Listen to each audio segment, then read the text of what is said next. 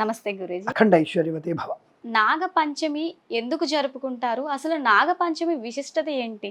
నాగపంచమి అనేది 2 పర్యాయాలు. ఒకటి శ్రావణ మాసంలో వచ్చేటువంటి చతుర్థి రోజున నాగుల చవితిగాను, అలాగే పంచమి శ్రావణ శుద్ధ పంచమిని నాగుల పంచమి అంటారు. కొంతమంది ఇది యాక్చువల్లీ ఇది గరుడ పంచమి. గరుడ పంచమి విశేషమైనది. ఇప్పుడు వైష్ణవ సంప్రదాయబద్ధంగా గరుత్మంతుడికి పూజించేటువంటి అవకాశము, వైష్ణవ సంప్రదాయాన్ని పాటించే వాళ్ళు గరుత్మంతుని పూజిస్తారు. ఇక్కడ విశేషంగా ఏం చెప్పినది, యాక్చువల్గా అయితే మన కార్తీక మాసంలో వచ్చేటువంటి శుద్ధ చవితియే మనకి నాగుల పంచమి విశేషమైంది. ఆ రోజే సుబ్రహ్మణ్య స్వామి అవతరణతో కృత్తికల నుంచి సుబ్రహ్మణ్య స్వామి అవతరించాడు కాబట్టి ఆయనకు అక్కడ నాగుల అంటే సుబ్రహ్మణ్య స్వామి అవతరణం. శ్రావణ మాసంలో శేషుడికి పూజ చేయడం. శేషుడు అంటే ఎవరు అంటే చాలామందికి అనుమానం. ఇప్పుడు లక్ష్మణుడు శేషుడు, చాలామంది తెలియదు విషయం. ఒక రకంగా చెప్పాలంటే పరమేశ్వరుడు శేషుడు, ఈశ్వరుడు శేషుడు. అలాగే విష్ణుమూర్తి సాక్షాత్ విష్ణు స్వరూపం. కాబట్టి ఇద్దరికి ఎలా అయితే బలరామకృష్ణులుగా రామలక్ష్మణులుగా ఈ పరమేశ్వరుడు విష్ణుమూర్తి ఒకళ్ళనొకళ్ళు అనుసంధానించి ఉంటారు. అటువంటిది శ్రావణ మాసంలో అమ్మవారికి ప్రీతి అయినటువంటి మాసంగా చెప్పబడింది కాబట్టి రాహు సంబంధమైనటువంటి దోష నివారణకి, అంటే రాహుగ్రస్తమైనటువంటి దోషాలు ఉంటాయి. అంటే మనకి జాతకంలో పంచమ స్థానం రాహు కానీ, పంచమంలో కేతు కానీ, అంటే లగ్నము నుంచి జాతకంలో ఆ దోషం ఉన్న వాళ్ళకి సంతాన దోషం ఏర్పడుతుంది. కొంతమందికి పిల్లలు పాపం నత్తిగా పుడుతుంటారు, అంటే నత్తితో పుడుతుంటారు. కొంతమంది అటిజంతో పుడుతుంటారు. ఇవన్నిటికీ కారణం ఇదే. మరి గురుగారు ఒకప్పుడు అటిజం లేదా అని అడిగితే, ఇప్పుడు మీరు ఈ మధ్య కనుక్కుంటున్నారు, ఒక గత 15 సంవత్సరాల నుంచి మాత్రమే ఈ అటిజం గురించి తెలుసుకున్నారు. అంతకుముందు కూడా బుద్ధిమాంద్యం అనేటువంటి పేరు విన్నారుగా, బుద్ధిమాంద్యంతో పిల్లలు పుడతారు అనేటువంటి పేరు విన్నారుగా. బట్ దానికి ఇక్కడ ఏమిటి, హార్మోన్స్ యొక్క ఇన్బ్యాలెన్స్, అలాగే క్రోమోజోన్స్ అంటే తల్లిదండ్రుల నుంచి వచ్చేటువంటి క్రోమోజోన్స్ రెండింటిని కూడా ఈ రెండింటిని వల్ల వచ్చేటువంటి అంటే ఏకరక్త కణాలు అంటారు వాటిని. మీరు జన్మజాతకంలో చూసినప్పుడు నాడి దోషం ఉండొద్దని చెప్తుంటాం మేము. ఏకనాడి దోషం పనికిరాదు, దానివల్ల ఇబ్బందులు ఏర్పడతాయని చెప్పినప్పుడు ఇదంతా ట్రాష్ పక్కబడే జాతకం లేదంటారు. ఏకనాడి అంటే ఏమిటంటే ఏకరక్త దోషాలు, ఒకే బ్లడ్ గ్రూప్లో ఉన్నటువంటి రక్త కణాల యొక్క కేంద్రీకృతం అది మనిషిని అంటే పుట్టబోయే సంతానానికి ఇబ్బంది కలిగిస్తుంది. అందుకోసం మనము మేనరికం వివాహం చేసుకోవద్దని అనాది నుంచి కూడా చెప్పారు. అనాది నుంచి కూడా మేనరికం వద్దన్నారు. మరి స్వామి కొంతమంది మేనరికం చేసుకున్నారు కదా అంటే వారి సంతానమే అటిజంతో, బుద్ధిమాంద్యంతో, వికలత్వంతో పుట్టిన వాళ్ళు ఎక్కువగా ఉన్నారు దాదాపుగా. కాబట్టి మేనరికం అనేది ఎప్పటికీ దోషమే. ఎలాగైతే మేనరికంలో ఏకరక్త కణ దోషాలు ఎక్కువగా ఉంటాయి కాబట్టి అది వద్దని అప్పుడే చెప్పారు. ఇప్పుడు కూడా మనము ఏ బ్లడ్ ఉన్నవాళ్ళు ఏ బ్లడ్ ఉన్న వాళ్ళతో చేసుకుంటే ఇబ్బంది ఎక్కువ అవుతుంది అనేది మనం స్పష్టంగా చెప్పబడుతుంది. సైన్స్ దాన్ని ఒప్పుకుంటుంది. సైన్స్ పుట్టక ముందే సనాధర్మంలో ఈ యొక్క విధి విధానాలు స్పష్టంగా ఉన్నాయి. అటువంటి ఒకవేళ జాతకంలో దోషాలు ఉంటే సరే అలా చేసుకుంటే దోషాలు ఏర్పడతాయి. అలాంటి వికలత్వం ఉన్నటువంటి పిల్లలు పుట్టకుండా, బుద్ధిమాంద్యంతో ఉన్నటువంటి పిల్లలు పుట్టకుండా ఉండడానికి శ్రావణ మాసంలో కనుక మనము ఈ నాగుల చవితి అంటే దాన్ని నాగ చతుర్థి అంటారు. ఈ నాగ చతుర్థి శ్రావణ మాసంలో శుక్లపక్ష చతుర్థినే నాగ చతుర్థి అంటారు. శుక్లపక్ష పంచమిని గరుడ పంచమి అంటారు. దాన్ని నాగుల పంచమిగా మనోళ్ళు అలవాటు చేసుకున్నారు పాపం. కొంతమంది పంచమి అనగానే నాగ పంచమి చవితి అయింది కదా, నాగుల చవితి వాళ్ళు చేసుకుందాం. ఇక్కడ శేషును పూజించాలి, అంటే సాక్షాత్తుగా సర్పాన్ని పూజించాలి. కార్తీక మాసంలో వచ్చేటువంటి నాగపంచమి నాగ చవితి ఖచ్చితంగా సుబ్రహ్మణ్య స్వామి ఆరాధన చేసుకోవాలి. ఇంకా ఆయన కృత్తికల్లో పుట్టాడు కాబట్టి, కృత్తికాసుడు నాక్షి నప్పాడు కాబట్టి సుబ్రహ్మణ్య స్వామిని ఆయన అక్కడ మనం పూజించుకునేటువంటి ప్రశస్తం అక్కడ ఉంది. అక్కడ సుబ్రహ్మణ్య స్వామి యొక్క అవతరణ జరిగినటువంటి రోజు అది స్పష్టమైనటువంటి విశేషమైనటువంటి ప్రతిఫలం. అక్కడ కార్తీక మాసంలో వచ్చేటువంటి శుక్ల చతుర్థి, శుక్ల పంచమి, నాగుల చవితి, నాగుల పంచమి అక్కడ మనం తప్పకుండా సుబ్రహ్మణ్య స్వామి పూజించాలి.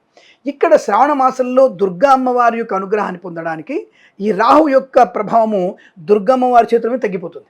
దుర్గమ్మవారితోనే వీడు నశించబడతాడు, ఇంకెవరితో నశించబడాడు. సాక్షాత్తు విష్ణుమూర్తి రెండు ముక్కలు చేసిన పాముని 2 తలయాలుగా మారిపోయాడు వాడు. అటువంటి రాహుగ్రహ దోషం పోవడానికి ఈ యొక్క శ్రావణ మాసంలో నాగుల చవితి, నాగుల పంచమి రోజున తప్పకుండా మనం ఈ యొక్క సర్పానికి తప్పకుండా పూజ చేయాలి. అంటే చాలామంది అంటే సర్పాన్ని పూజ ఏంటంటే మనం పుట్టలో పాల్పోయడం కాదు, మనము అడవిలోకి వెళ్ళి వాటికి కావాలంటే ఆ యొక్క యొక్క ప్రాములని మనము కాపాడేటువంటి వసతిని ఏర్పాటు చేయాలి. అక్కడ పుట్టల్ని జాగ్రత్త చూడడం, ఇంకా వర్షాకాలం కదా బాగా నీళ్ళు వచ్చేసి పుట్టలు మునిగిపోతాయి. అటువంటి వాటి రక్షణ కోసం మనం జాగ్రత్తగా ముందే రక్షణ చేసి ఆ రోజున ఆ యొక్క మనం నాగులని పూజించాలి.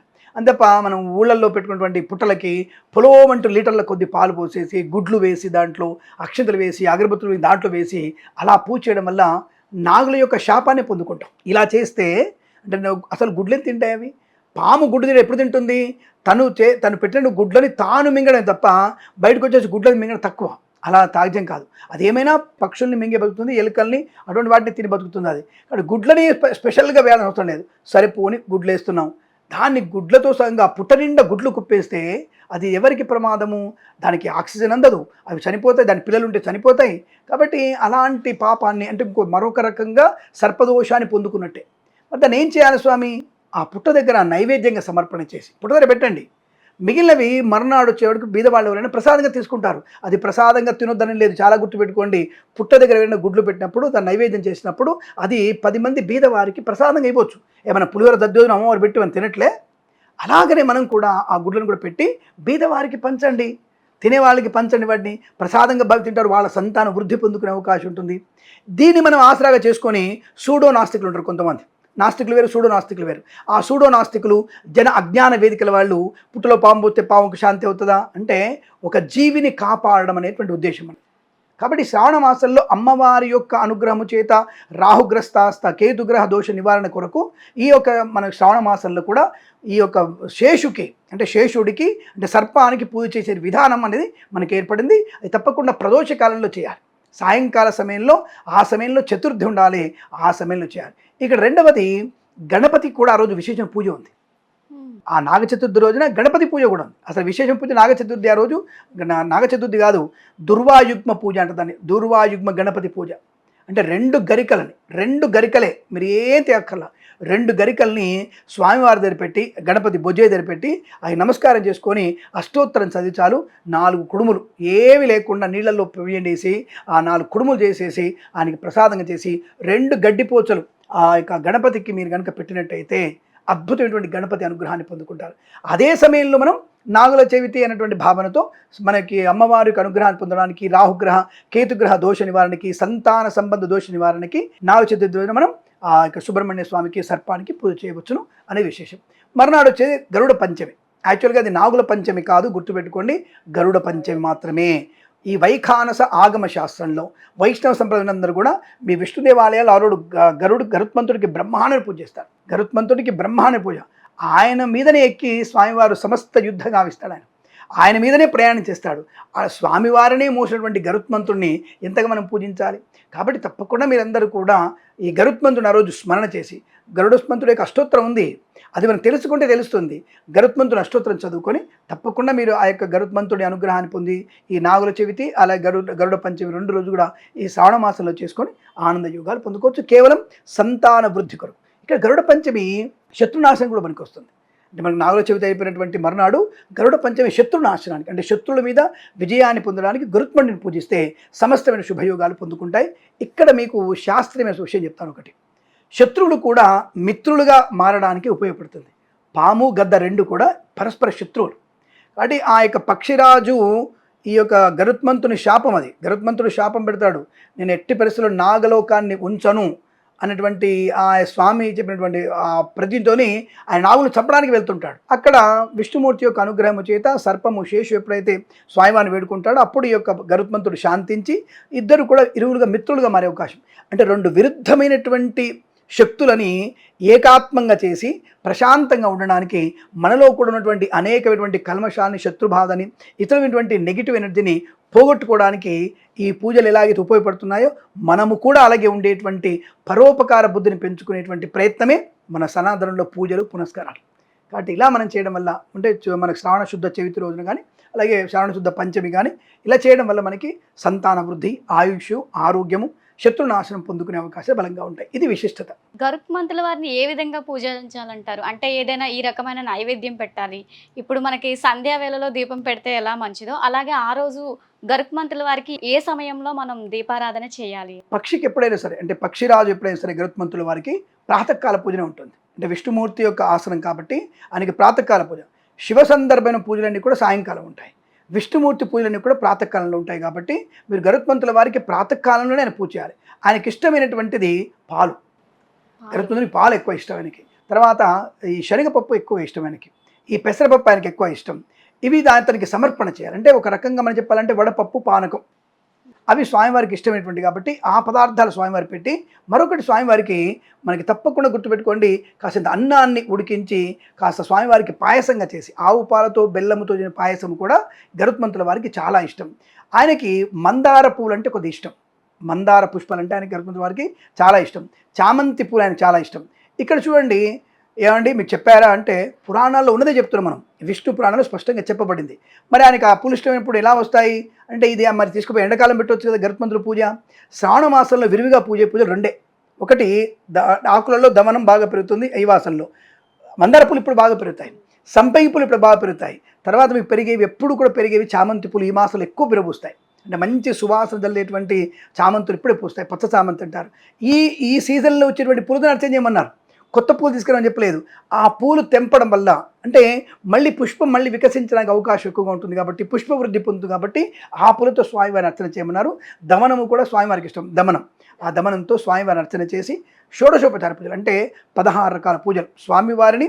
ఎవరైనా సరే మనం ఎలాగైతే మనకు గోవు పూజ చేస్తాం, కాళ్ళకు పసుపు పెట్టి, అక్కడ కూడా గరుత్మంతుల వారికి మీకు వీలైతే ప్రతిమ తెచ్చుకోవచ్చు, లేదా ఒక విగ్రహాన్ని ప్రతిమకు భావించి ఆ స్వామివారికి, అంటే దేవాలయంలో చేస్తారు ఎక్కువగా, దేవాలయంలో గరుత్మంతుల వారు ఉంటారు, స్వామివారికి ఎదురుగానే ఉంటారు.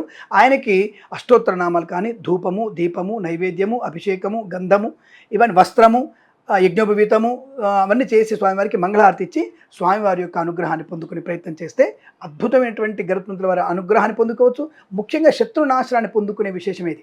అంటే గరుత్మంతులు పూజిస్తే శత్రునాశనం, నిశ్చితమైనటువంటి పరిశీలన, బుద్ధి వికాసాన్ని కలిగించడానికి అవకాశం. అంటే ఎలాగైతే పక్షి తనని ఒక గద్ద మనకి దాదాపుగా 700 అడుగుల పైనుంచి ఒక చిన్న చీమను చూడగలుగుతుంది భూమి మీద.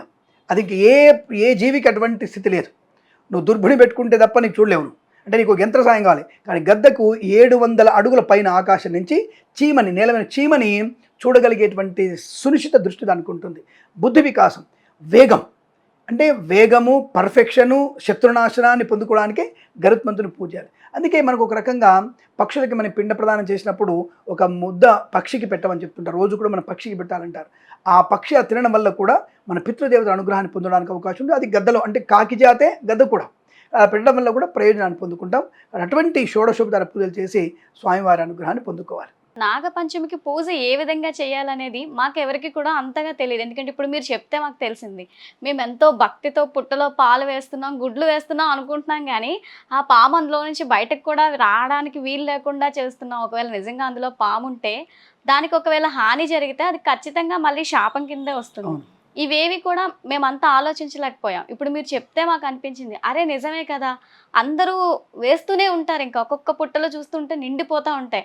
అసలు కన్నాలు కూడా మనకు కనిపించక చాలా ఇబ్బంది పడుతూ ఉంటాం.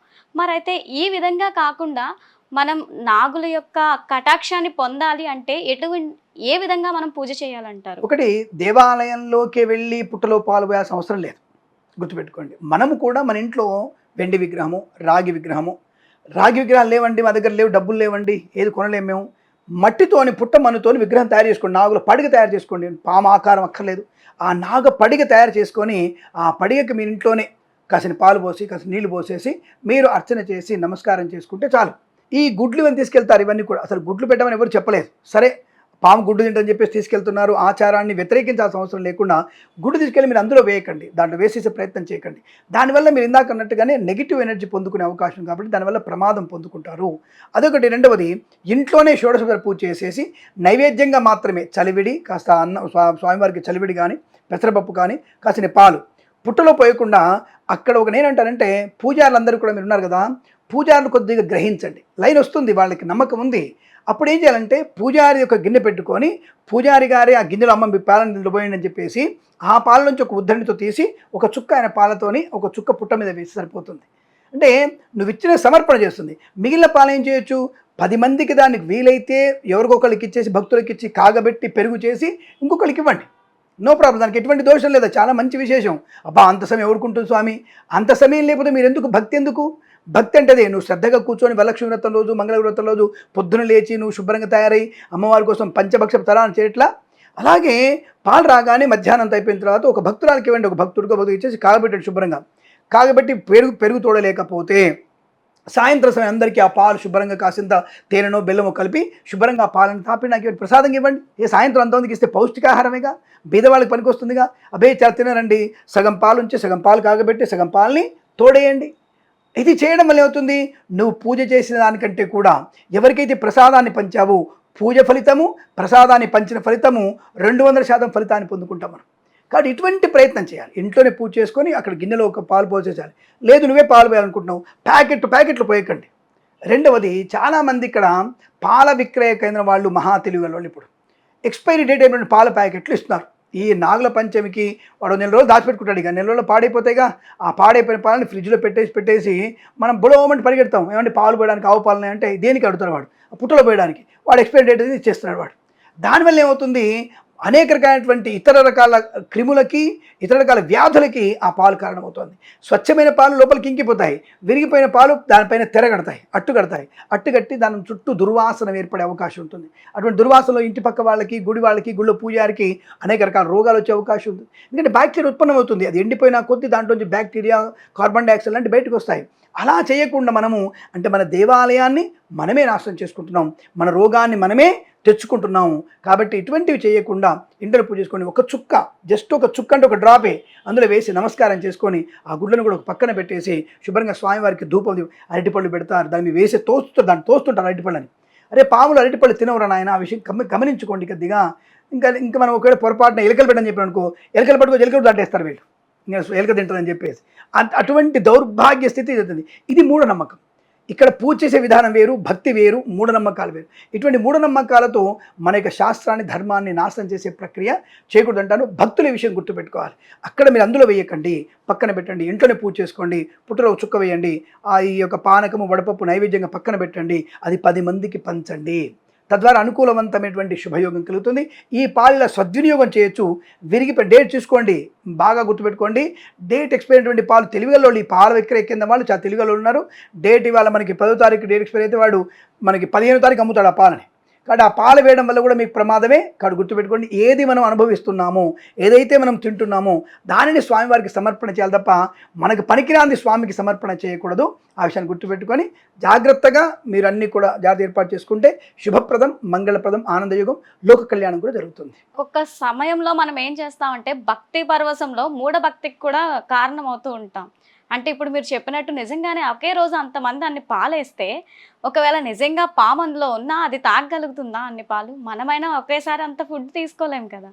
కాకపోతే ఇవన్నీ కూడా మనం గమనించుకొని చాలా వరకు ఏం చేస్తూ ఉంటామంటే, నేను కూడా చిన్నప్పుడు ఇప్పటికీ కూడా మా ఊరు వెళ్తే అక్కడ చేస్తే ఆ గుడ్డు ఏమవుతుందంటే, ఆ గుడ్లు తీయడానికి ఎవరైనా మనుషులు ఉంటారేమో అని చెప్పేసి వాళ్ళు వస్తూ ఉంటారు, కనిపిస్తూ కూడా ఉంటారు. ఒక్కొక్కసారి వాళ్ళు ఎక్కడ తీసేస్తారేమో అని చెప్పి ఇంకొంచెం లోపలికి అసలు పుట్ట కన్నాల్ని కంప్లీట్గా మేము క్లోజ్ చేసి పెడతాం.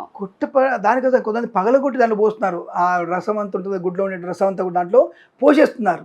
అరే ఇది కరెక్ట్ కాదంట నేను. ఇది అసలు పామట తాగదు. పాలు కూడా నువ్వు పోయగానే నోరు వెక్కి తాగదు. అది నువ్వు గిన్నెలో పెడితే వచ్చి తన ఇష్టం తాగుతుంది తప్ప అందరు జరిగినప్పుడు పాము తాగదు. రెండవది, పుట్ట అంటూ వెలిసినప్పుడు ఖచ్చితంగా ఎప్పుడో ఒకప్పుడు అందరూ పుట్టలోకి పాము వస్తుంది. ఇది గ్యారెంటీ. అది పట్టణంలో ఉండని సిమెంట్ కాంక్రీట్ జంగిల్ అయినా సరే పాము అన్నటువంటి చోట ఎలాగైతే మన సొరుగులలో ఎలుకలు, పందికొక్కులు ఉన్నాయో కాంక్రీట్ జంగిలేగా, మరి పందికొక్కులు ఇంత అన్ని రకాలు ఉంటున్నాయిగా, అలాంటి చోట పాము కూడా తినడానికి ఒక పుట్ట అనేది ఉంటే, సహజ పుట్ట, ఆర్టిఫిషియల్ పుట్టలే కాదు, సహజమైన పుట్ట ఉంటే మాత్రం తప్పకుండా నాగు వచ్చే అవకాశం ఉంటుంది. అందులో ఇబ్బంది లేదు. ప్రసాదం స్వీకరిస్తుంది, కానీ దాని సమయంలో స్వీకరిస్తే తప్ప నువ్వు పొయ్యంగానే వచ్చి పాలు తాగడానికి నువ్వు పుణ్యాత్ములు కాదు, నువ్వు విష్ణుమూర్తివి కాదు. కాబట్టి అది వెంటనే తాగదు. కానీ అలా జాగ్రత్తగా చేస్తే మన సంప్రదాయం కాపాడబడుతుంది, 10 మందికి ఉపయోగపడుతుంది. ఏదైనా సరే 10 మందికి ఉపయోగపడేదే పూజ, దానివల్లనే ప్రయోజనం ఉంటుంది. కాబట్టి దాన్ని ఆలోచించి ముందడు వేసి ఆనందాన్ని పొందుకోవాలి తప్ప అవతల వాళ్ళ నుంచి అభాస పాలు అయ్యే అవకాశం చూసుకోవద్దు. ఒకవేళ అది నైవేద్యం పెట్టి మనకు అలా ఎవరైనా తీసుకుంటారని అపనమ్మకం ఉంటే మనమే దాన్ని పేదవాళ్ళకి ఇచ్చేసేయచ్చు. తప్పకుండా చేయొచ్చు. అది భక్తులు చెప్తున్నా నేను. మన కోటీశ్వరాలు బెంజికారులు వచ్చారు, అవతల మీకు గుడ్డు తినే అలవాటు ఉంది, అవతల వాళ్ళు ఒక ప్రసాదం ఇస్తే తప్పకుండా గుడ్డు తీసుకుంటే మీ పిల్లలకి మంచిది. అది గర్భం లేని వాళ్ళకంటే గర్భస్థమైనటువంటి దోషం ఉన్న వాళ్ళు కూడా తినడం వల్ల అందులో ఈ గుడ్డులే ఉంటుంది, పిండం ఉంటుంది. తినడం వల్ల నీ కడుపులో పిండం ఏర్పడవచ్చు. కాబట్టి మీరు తప్పకుండా తినవచ్చుగా. అది ప్రసాదంగా భాగం తినాలి. మీరు సుబ్రహ్మణ్య తిరుత్తని కానీ పళని అట్లా వెళ్ళండి, తప్పకుండా అక్కడ మనకి స్వామివారికి ప్రసాదం శుభ్రంగా పెట్టి మనకు పెడతారు. అది తినట్లా, ఇదంతే. ఇది ప్రసాదంగా భాగం తినండి. అంతే తప్ప అసలు తిన వాళ్ళకి ఇవ్వకండి, తినకూడని వాళ్ళకి ఇవ్వకండి, తినే వాళ్ళని తప్పకుండా ఇచ్చే ప్రయత్నం చేయండి. అక్కడ ఉన్నటువంటి పూజారిని మాత్రం గందరగోళంగా క్రియేట్ చేసి ఆయన పాప ఇబ్బంది పెట్టకండి. ఆయన తర్వాత ఆయన కడుక్కోలేక ఇబ్బంది పడుతుంటాడు, జాగ్రత్త. అంటే గుడ్డు తినొచ్చు అన్నారు కదా, బ్రాహ్మణ్సే అంటే నేను అందుకే అంటాను, ఇవాళ రేపు ఎట్లయిందంటమ్మా, సమాజము సావాస దోషంతో నాశనం అయిపోయింది. అంటే సమాజం సావాస దోషం నాశనం అయిపోయింది. బ్రాహ్మడి ఇవాళ రేపు నాన్ వెజ్ తింటున్నాడు కదా, బ్రాహ్మడు తాగుతున్నాడు కదా, అంటే సావాస దోషం గుణాభవంతు. 100%లో 30% అలా దరిద్రపు అలవాటుకు గురైనటువంటి చాలామంది ఉన్నారు. 30% ఉన్నారు, లేదని చెప్పట్లేదు. అలాగే నేను కులం గురించి మాట్లాడను, కానీ తప్పుగా అనుకోవద్దు మీరు. ఇతర నిమ్న కులాల వాళ్ళు మనం అనుకుంటున్న నిమ్న కులాలు, అసలు వర్ణ వ్యవస్థనే ఉంది తప్ప కుల వ్యవస్థ లేదు. సరే అన్నటువంటి ఇతరులు అన్నటువంటి వాళ్ళు మాల, మాదిగ, గొల్ల, చాకలి ఇలాంటి వాళ్ళు అనే వాళ్ళు కూడా వాళ్ళు నాన్ వెజ్ నుంచి బయటకు వచ్చేస్తున్నారు. నాన్ వెజ్ బయటకు వస్తున్నారు. ఎందుకు? వాళ్ళకి సనాతనం మీద గౌరవం పెరుగుతుంది. ఇలా మనం ఉండడం వల్లనే కదా మనల్ని ఇట్లా తక్కువ చేశారు, మనం మారదనేటువంటి భావన వాళ్ళకి వచ్చింది. వీళ్ళు అటు మారిపోయి వాళ్ళు ఇటు మారిపోతున్నారు. ఇదే కలి ప్రమాదం. కలి ప్రభావం ఇలాగే ఉంటుంది. దాన్ని సిగ్గుపడాల్సిన అవసరం లేదు. ఎంతోమంది ఉన్నారు ఇవాళ బ్రాహ్మణులు తినేవాడు. ఇంకా చెప్పడం సిగ్గు చేయటం ఏంటంటే, బయటి వాళ్ళకంటే అంటే బ్రాహ్మణేతరుల కంటే కూడా బ్రాహ్మణులు చక్కగా చికెన్ మటన్ వండుతున్నారట. ఇది హాస్యాస్పదంగా ఉంది నాకు. నేను దాన్ని భయపడను, దేనికి భయపడను నేను. ఎందుకంటే ఇక్కడ మన కుల వ్యవస్థ లేదు, వర్ణ వ్యవస్థ ఉన్నటువంటి మనము బ్రాహ్మణ, క్షత్రియ, శూద్ర వర్ణ వ్యవస్థ, మనకి 4 వ్యవస్థలు. నలుగురు ఉంటేనే ఒక దేవాలయ వ్యవస్థ ఉంటుంది. నువ్వు అనుకున్నటువంటి నిమ్న జాతి వాళ్ళు ఆ విగ్రహాన్ని కాలు తొక్కి చెక్కితేనే విగ్రహం తయారవుతుంది. ఆ విగ్రహం తయారైన తర్వాతనే నువ్వు పంచామృతాలు అభిషేకం చేసి దానికి శాస్త్ర ప్రకారంగా మంత్రోచ్చరణ చేసి ప్రతిష్ఠ చేసిన తర్వాత నీకు ఆ యొక్క రాయికి ప్రాణప్రతిష్ఠ అవుతుంది, దేవుడు అవుతాడు. ఆ దేవుడు దేవ నిర్మాణం చేసేవాళ్ళు ఇంకొక వాళ్ళు ఉంటారు, దాన్ని డబ్బిచ్చేవాడు ఇంకో ఉంటాడు, దాన్ని కాపాడేవాడు క్షత్రియుడు ఉంటాడు. ఈ 4 వర్ణాలే ఉన్నాయి. ఇప్పుడు దాంట్లో నువ్వు మాల, నువ్వు మాదిగా, నువ్వు కుక్క, నువ్వు చేసావు, నువ్వు చాకలోడివి, నువ్వు మంగళోడివి, నువ్వు బాపునోడివి, ఇదేటువంటివి కూడా మనం క్రియేట్ చేస్తుంది తప్ప అది బ్రిటిష్ చేసిన తప్ప ఇంకోట్లేదు. ఇటువంటి సావాస దోషం వల్ల, అవతలి వాళ్ళ సావాస దోషంతో దుర్మార్గుల యొక్క సోపతి అంటారు దాన్ని, అంటే సావాసం అంటారు. అంటే మనకి సనాతన ధర్మానికి వ్యతిరేకంగా ఉన్న వ్యక్తుల యొక్క సావాస దోషం మనకి ప్రమాదాన్ని కలిగిస్తుంది. వావి వరుసలు లేనటువంటి వ్యక్తులతో మనం చేసేటువంటి సావాసం మనకి ప్రమాదం. ఇప్పుడు నా సనాధర్మంలోనే ఒక వదినే, ఒక అక్క, ఒక చెల్లె, ఒక తల్లికి ప్రతి ఒక్కరిని బ్రహ్మాండంగా మనం పూజించగలిగేటువంటి వ్యవస్థ మనది. కానీ కొన్ని మతాలు ఇప్పుడు చూస్తున్నాం, యూట్యూబ్లోనే చూస్తున్నాం మనం. ఒక ఆవిడ వచ్చేసి ఆ మధ్య వచ్చేసి నా కొడుకు పుట్టిండని చెప్తుంది ఆమె. అంటే అసలు అది వినడానికి ఎంత అసభ్యంగా ఉంది, ఎంత అసహ్యంగా ఉంది. నీకు జన్మించిన కొడుకుతో నువ్వు సంగమించి నువ్వు కొడుకుని కన్నావంటే నిన్ను ఏ జాతితో నువ్వు పోల్చాడు? అంటే రేపు నువ్వు శునకంతో నువ్వు సంగమం చేస్తావు, నువ్వు వరాహంతో సంగమం చేస్తావు, అంటే నీకు వాయువర్సలు లేవు కదా. అలాంటి జాతి వాళ్ళతో మన ఎట్టి పరిస్థితులు సహవాసం చేయకూడదు. అటువంటి సహవాస దోషం వల్లనే ఈరోజు బ్రాహ్మణుడు చెడిపోతున్నాడు, నాశనం అవుతున్నాడు. ఇది నేను ఖచ్చితంగా చెప్పగలుగుతాను. బ్రాహ్మణుడు ఎప్పుడైతే తన విధి విధానాలు చేసుకుంటాడో, సఖ్యగా ఉంటాడో, అతనికి మాత్రమే ఒక మంచి పురాణము, ఇతిహాసము చెప్పగలిగే వ్యక్తిత్వం ఉంటుంది. అతను చెప్పిన మాటలకి పరమార్థం ఉంటుంది. అటువంటి లేదా అన్ని తిని చేసినటువంటి వ్యక్తులకి అటువంటి పరమార్థం చెప్పేటువంటి మాటలకి అర్హత లేదు, చెప్పినా అది వాటి వల్ల ప్రయోజనం కూడా ఉండదు అనే విషయాన్ని గట్టిగా చెప్పగలుగుతాను. కాబట్టి మీరు అడిగింది తప్పేం కాదు, మీరు నిదానంగా అడిగారు ఏమనుకుంటారని చెప్పేసి అది గట్టిగా చెప్పగలుగుతాను నేను. అటువంటి దౌర్భాగ్యులు ఉన్నారు, లేరని చెప్పడం లేదు నేను. అటువంటి దౌర్భాగ్యుల యొక్క మాట కూడా వాళ్ళు ముట్టుకున్నా మనకు పాపం తగులుతుంది. అదే కులం వాళ్ళైనా సరే అటువంటి దౌర్భాగ్య వ్యక్తులను ముట్టుకుని మన పాపం తగులుతుంది. కాబట్టి అటువంటి దూరం ఉండడం మంచిది. నాగపంచమిని ఎలా పూజించుకోవాలి, అలాగే చాలా మందికి గరుడ పంచమి అనేది ఒకటి ఉంది అని, దాన్ని కూడా మనం గరుక్మంతుల వారికి పూజ చేసుకోవచ్చు అని చెప్పి చాలా మందికి తెలియదు. అలాగే గరుక్మంతుల వారి జీవిత చరిత్రను గురించి కూడా చాలా మందికి తెలియదు. అసలు అతన్ని పూజిస్తే ఎందుకు శత్రువుల నుంచి మనం విజయం పొందుతాం అనేది కూడా చాలా మందికి తెలియదు. లక్ష్మణుడు అనేది చాలా మంది తెలియదు. గరుత్మంతుడు అంటేనేమో స్వామివారి ఆసనం, ఆయన ఆసనం మీదనే ఎదుగుతాడు కాబట్టి ఆయనకి విశిష్టమైనటువంటిది. ఆయన రెక్కల యొక్క వేగము దాదాపుగా మనకి 327 కిలోమీటర్ల వేగం ఉంటుంది. ఒక రెక్క వేగం 327 కిలోమీటర్లు ఉంటుంది మన లెక్క ప్రకారంగా. అదే శాస్త్ర ప్రకారంగా కొన్ని యోజనాల దూరం వరకు వెళ్తుంది. ఆయనే జటాయువు. రాముల వారికి జటాయువు చేసిన అక్కడే. లక్ష్మణుడు సాక్షాత్కారంగా లక్ష్మణుడు రూపంలో వచ్చేసి ఆయనకి తన జటాయువుని తన యొక్క స్వామివారి యొక్క రక్షణ కోసం అమ్మవారిని రక్షించడానికి వచ్చింది. జటాయువు కూడా అదే వంశజాతి, అదే జాతి. కాబట్టి ఒక్కొక్క పక్షికి, ఒక్కొక్క మృగానికి, ఒక్కొక్క గోవుకి ఎద్దును పూజిస్తాం, గోవును పూజిస్తాం, పక్షిని పూజిస్తాం, కాకిని పూజిస్తాం, మార్జాల పూజ చేస్తాం, అలాగే భైరవ పూజ, కుక్కను కూడా పూజిస్తాం మనం. అంటే వీళ్ళందరూ అంటారు మీరు కుక్కల్ని పూజిస్తారంటే, మనం ప్రతి జీవిలో, ప్రతి వ్యక్తిలో దేవుడు చూసేటువంటి ఏకైక సంప్రదాయం అనేది సనాతన ధర్మం మాత్రమే, ఇంకొక ధర్మం లేదు. హైందవ మతంలో ఉన్నటువంటి ముఖ్యమైనటువంటిది. కాబట్టి ఆ పక్షిరాజుని పూజించడం అనేది మనకి విశేషమైనటువంటి శత్రునాశనాన్ని, ఆరోగ్యాన్ని కూడా కలిగిస్తుంది, బాగా బుద్ధిమాంద్యాన్ని, విజ్ఞతని కలిగిస్తుంది. అంటే విజ్ఞత, వేగము, పర్ఫెక్షను, పరిపూర్ణత కలిగించడానికి గరుత్మంతుడిని పూజ చేయాలి. వైఖానస ఆగమ శాస్త్రంలో ఎక్కువగా చెప్పబడింది. అది మనం ఒకసారి చదువుకుంటే తెలుస్తుంది. ఇది నేను ఉన్నటువంటి అంటే క్లుప్తమైనటువంటి సమాచారం మీకు చెప్పబడింది నేను ఎంతవరకు. నమస్కారం.